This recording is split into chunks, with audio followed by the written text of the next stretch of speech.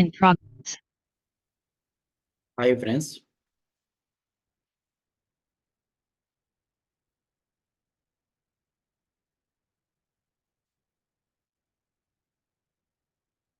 Hi friends, మనం ఎకానమీకి సంబంధించి క్విక్ రివిజన్లో భాగంగా మాట్లాడుతున్నాం ఫ్రెండ్స్. అందులో పార్ట్ 1 ఇచ్చాను, పార్ట్ 2 అనేది మనం ఇప్పుడు ఇవ్వబోతున్నాం. జాగ్రత్తగా గమనించుకున్నట్లయితే ఐఎల్ఓ వారి ప్రకారం, అంటే ఇంటర్నేషనల్ లేబర్ ఆర్గనైజేషన్ వారి ప్రకారం, సో మనకు శ్రామిక వర్గము అనగా అంటే సో లేబర్ అనగా ఏమని చెప్పారు అంటే 15 నుంచి 64 సంవత్సరాల వారిని శ్రామిక వర్గం, అంటే కష్టపడే వాళ్ళు అని చెప్పేసి మాట్లాడడం జరిగింది. సో ఇక్కడ మీరందరూ కూడా గుర్తుపెట్టుకోవాల్సిన ముఖ్యమైనది ఏమిటి అంటే డెమోగ్రఫిక్ డివిడెండ్ అంటే ఏమిటి అని క్వశ్చన్ అడుగుతుంటాడు. డెమోగ్రఫిక్ డివిడెండ్ అనగా డెమోగ్రఫిక్ డివిడెండ్ అంటే ఏమిటి అంటే చాలా చాలా ఇంపార్టెంట్ అనమాట. డెమోగ్రఫిక్ డివిడెండ్ అంటే ఏమని వస్తుంది మీనింగ్ అంటే డెమోగ్రఫిక్ డివిడెండ్ అంటే మీనింగ్ ఏమొస్తుంది అంటే 15 సంవత్సరాల నుంచి 59 సంవత్సరాల వారి మధ్య ఉండేదాన్నే మనం డెమోగ్రఫిక్ డివిడెండ్గా పిలవడం జరుగుతుంటుంది. డెమోగ్రఫిక్ డివిడెండ్ అనగా 15 నుంచి 59 సంవత్సరాల మధ్యలో ఉన్న వారినే డెమోగ్రఫిక్ డివిడెండ్గా పిలవడం జరుగుతుంది. మోస్ట్ ఇంపార్టెంట్ ఆ ఎగ్జామ్ పాయింట్ ఆఫ్ లో మీరు అందరూ కూడా గుర్తుపెట్టుకోండి ఫ్రెండ్స్. చాలా జాగ్రత్తగా ప్రతి ఒక్కరు కూడా గమనించుకోండి. ఇప్పుడు మనం మరొక ఇంపార్టెంట్ కాన్సెప్ట్ అనేది మాట్లాడుకోబోతున్నాం. ఆ ఇంపార్టెంట్ కాన్సెప్ట్ ఏమిటి అంటే యూజువల్ స్టేటస్ అన్ఎంప్లాయ్మెంట్ అంటే ఏమిటి, వీక్లీ స్టేటస్ అన్ఎంప్లాయ్మెంట్ అంటే ఏమిటి. సో అదే విధంగా మీ అందరికి చెప్పుకోవాల్సిన యూజువల్ స్టేటస్ అన్ఎంప్లాయ్మెంట్ అంటే ఏమిటి, వీక్లీ స్టేటస్ అన్ఎంప్లాయ్మెంట్ అంటే ఏమిటి, డైలీ స్టేటస్ అన్ఎంప్లాయ్మెంట్ అంటే ఏమిటి, 3 రకాల యొక్క సో అన్ఎంప్లాయ్మెంట్ గురించి మనం మాట్లాడుకోబోతున్నాం. 3 రకాల అన్ఎంప్లాయ్మెంట్ గురించి మనం మాట్లాడుకోబోతున్నాం. ఎగ్జామ్ పాయింట్ ఆఫ్ లో మనకి అందరికి కూడా చాలా చాలా ఇంపార్టెంట్ ఎగ్జామ్ ఓరియంటెడ్, రైట్? క్లియర్గా సో ఎగ్జామ్లో చాలా అంటే చాలా ఇంపార్టెంట్ అనమాట.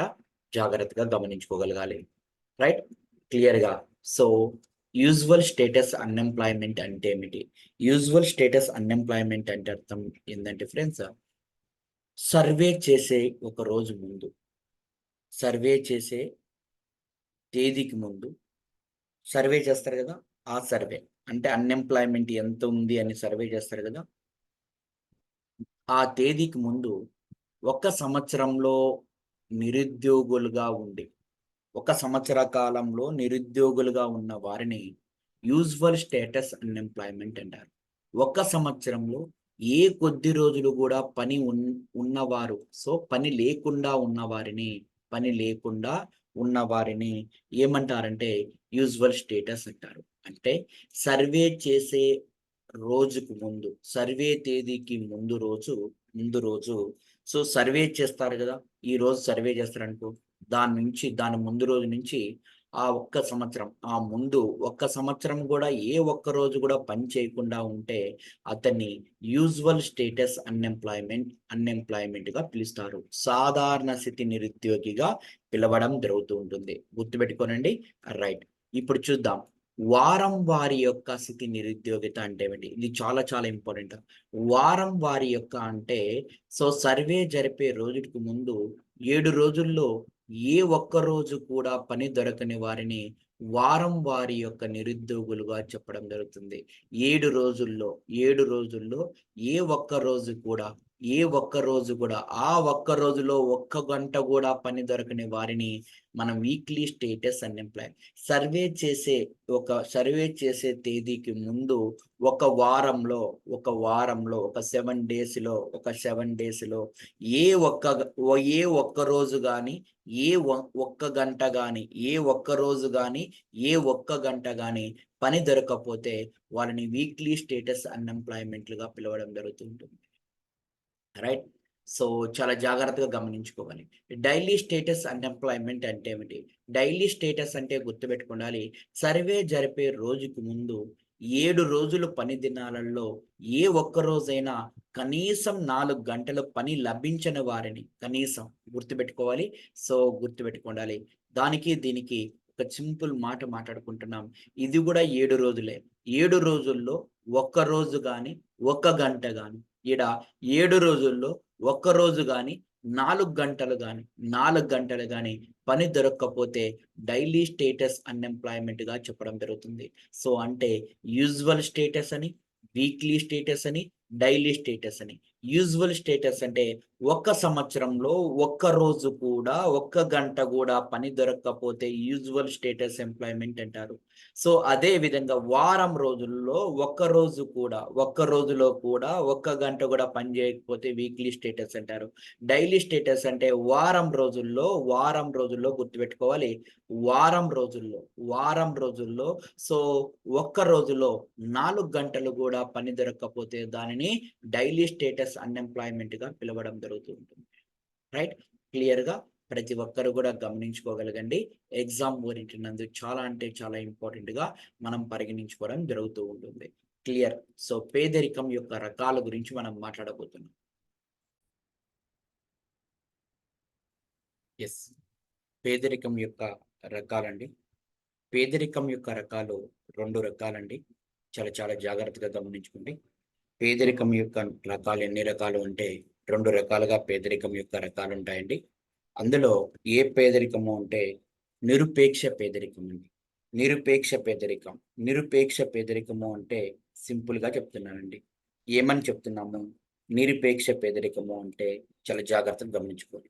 ఒక వ్యక్తి కనీస అవసరాలు, ఒక వ్యక్తి కనీస అవసరాలు అంటే ఆహారం కావచ్చు, గృహతి వసతి కావచ్చు, వస్త్రం కావచ్చు. అంటే కనీస వస్త్రాలు ఈ యొక్క అవసరాలు అంటే తినడానికి తిండి లేకుండా ఉండడానికి ఇంటి దాన్ని నిరుపేక్ష పేదరికము అంటారు. ఆ నిరుపేక్ష పేదరికంని హెడ్ కౌంట్ రేషియోతో కొలుస్తారు. ఇది గుర్తుపెట్టుకోవాలి.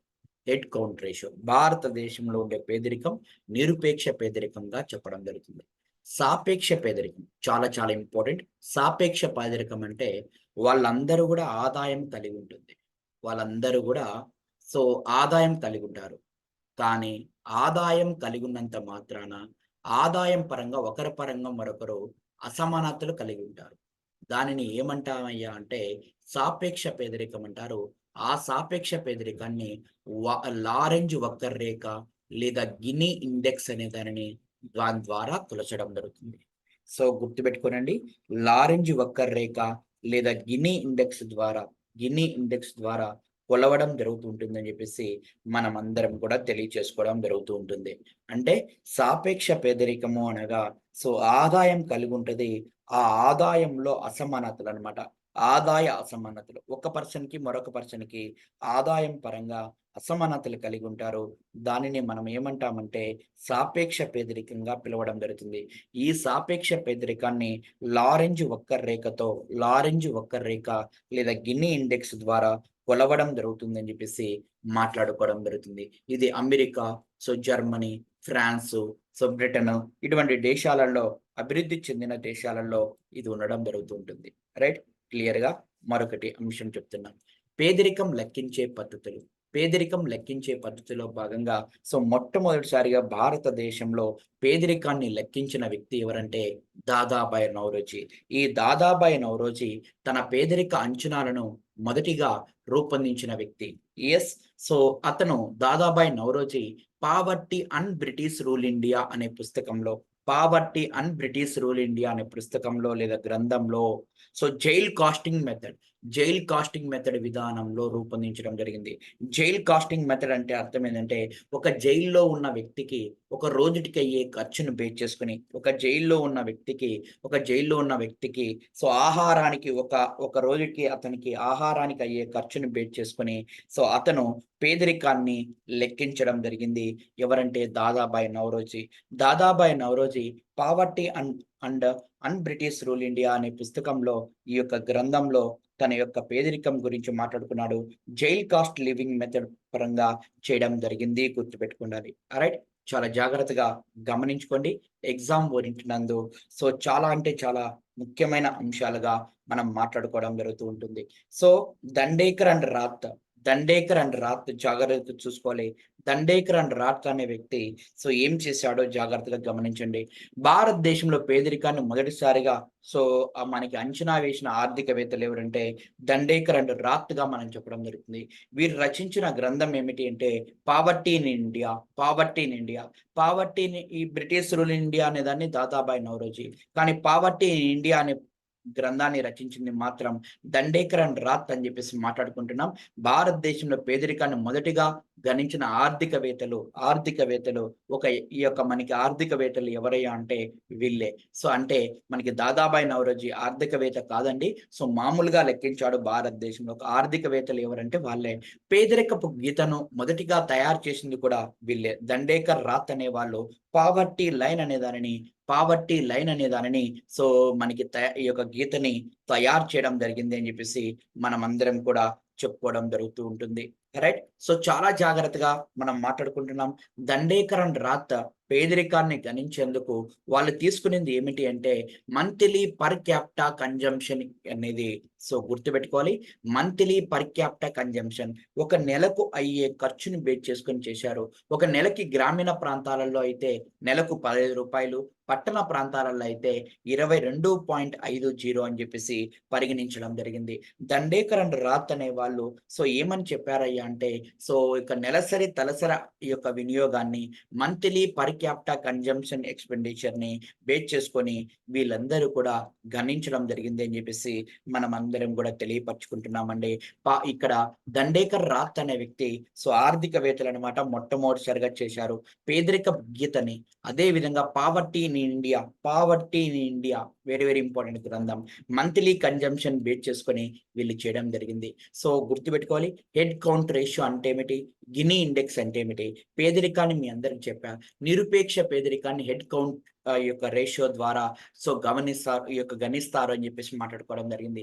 నిరుపేక్ష పేదరికాన్ని హెడ్ కౌంట్ రేషియో ద్వారా నిరుపేక్ష పేదరికం అంటే ఎటువంటి తినడానికి కూడా తిండి లేని, కనీస అవసరాలు కూడా తీర్చుకోలేని దాంట్లో మనం ఏమంటామంటే మనం ఈ విధంగా చెప్పుకోవడం జరుగుతుంది. గినీ ఇండెక్స్ అనగా గుర్తుపెట్టుకోండి. గిన్నీ ఇండెక్స్ అనగా చాలా చాలా ఇంపార్టెంట్. అది సాపేక్ష పేదరికం లేదా లారెంజ్ వక్రరేఖ ద్వారా కలుస్తామని చెప్పేసి మాట్లాడుకున్నాం. ఆదాయం యొక్క ఆల్రెడీ మాట్లాడుకోవడం జరిగింది. మీ అందరికి కూడా ఇది చెప్పుకోవడం జరిగింది. 0-1 మధ్య ఈ యొక్క మనకి వాల్యూ అనేది ఉండడం కూడా జరుగుతుందని చెప్పేసి మీ అందరికి కూడా తెలియపరచుకుంటున్నాం. ఈ గిన్నీ ఇండెక్స్ పరంగా 0-1 అంటే సాపేక్ష పేదరికము, నిరుపేక్ష పేదరికం అంటే ఏందో మనం పైన తెలియజేసుకున్నాం. ఆ రేఖలు ఏమిటి అనేది కూడా మనం మాట్లాడుకోవడం జరిగింది. ప్రతి ఒక్కరు కూడా గమనించుకోగలగండి. ఎగ్జామ్ పాయింట్ ఆఫ్ వ్యూ చాలా చాలా ముఖ్యమైనది. ఎస్,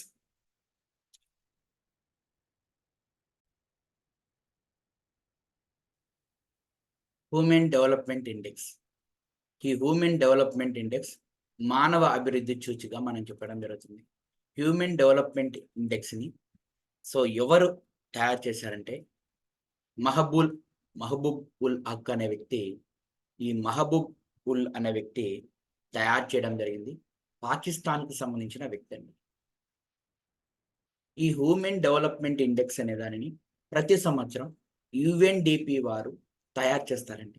యుఎన్‌డిపి వారు ప్రతి సంవత్సరం అనేది ఈ యొక్క యుఎన్‌డిపి వారు ప్రతి సంవత్సరము దీన్ని తయారు చేస్తారు. అయితే మొదట్లో తయారు చేసింది మహబూబ్ ఉల్ హక్. అయితే ఆయనకు సపోర్ట్‌గా అమర్త్య సేన్ అండి. మన ఇండియాకి సంబంధించిన అమర్త్య సేన్ అనే వ్యక్తి సపోర్ట్‌గా చేయడం జరిగింది. రైట్. చాలా జాగ్రత్తగా గమనించండి.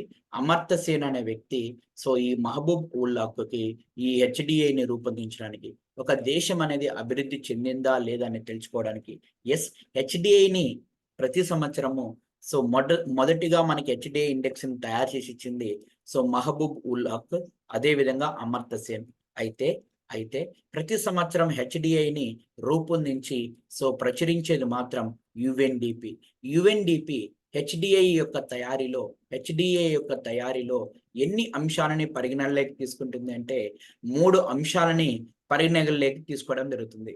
ఒకటొచ్చేసి ఆయు ప్రమాణం.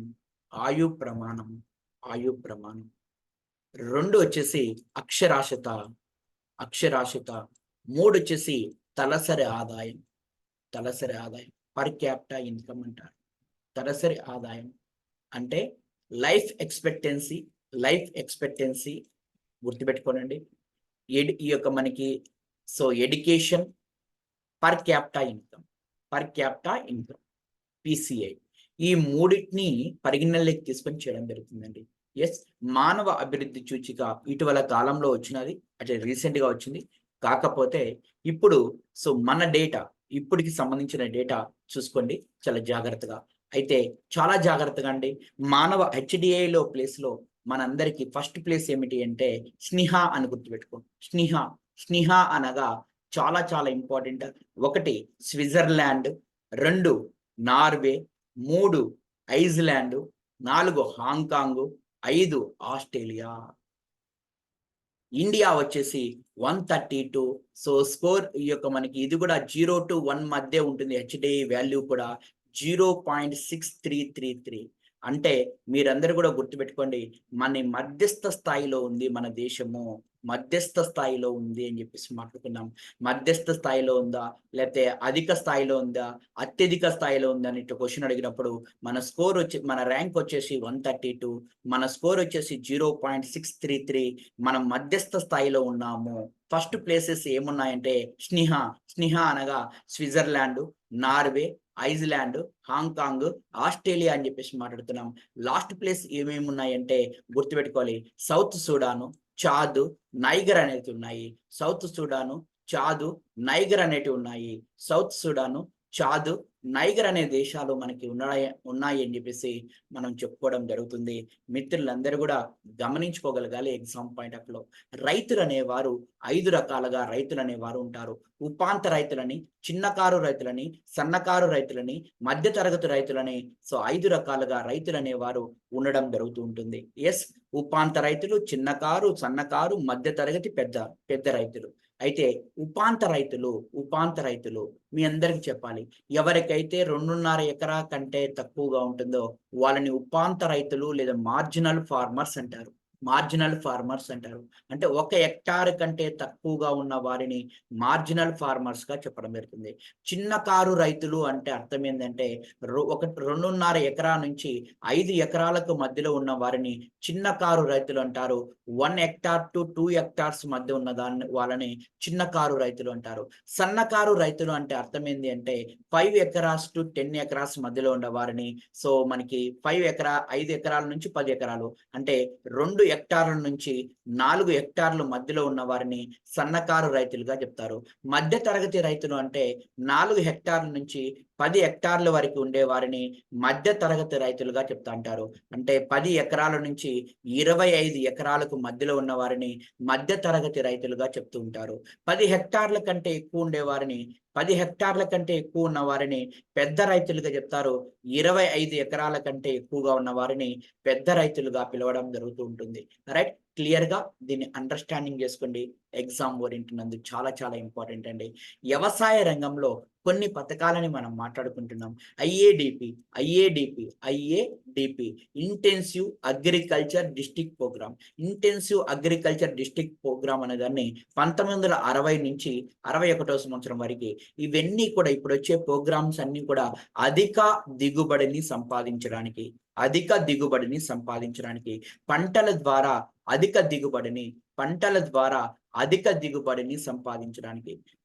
ద్వారా అధిక దిగుబడిని సాధించడానికి మనం చేస్తున్న ఒక కార్యక్రమమే ఇంటెన్సివ్ అగ్రికల్చర్ డిస్ట్రిక్ట్ ప్రోగ్రామ్ గా చెప్తున్నాం.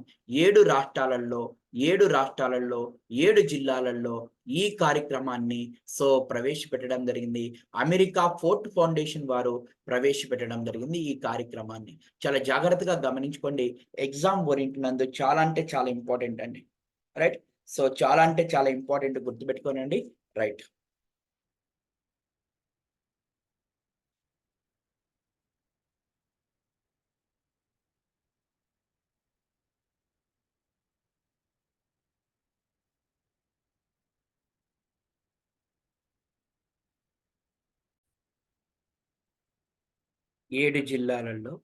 ఏడు రాష్ట్రాలలో 7 జిల్లాలండి.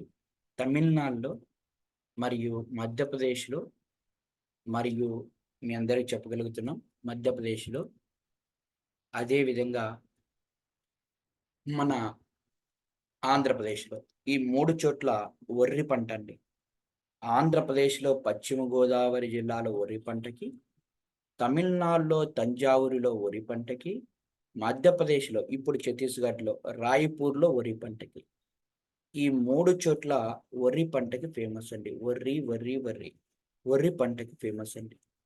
గోధుమ పంట అనేది 3 చోట్ల ఫేమస్ అండి. గోధుమ పంట అనేది 3 చోట్ల ఫేమస్. ఒకటి పంజాబ్‌లోని లూధియానా, 2 బీహార్‌లోని సహాబాదు, 3 ఉత్తరప్రదేశ్‌లోని అలీగఢ్. ఈ 3 చోట్ల మనకి సో, గోధుమ పంట. మనకి రాజస్థాన్‌లో పాలీలో జొన్న పంట.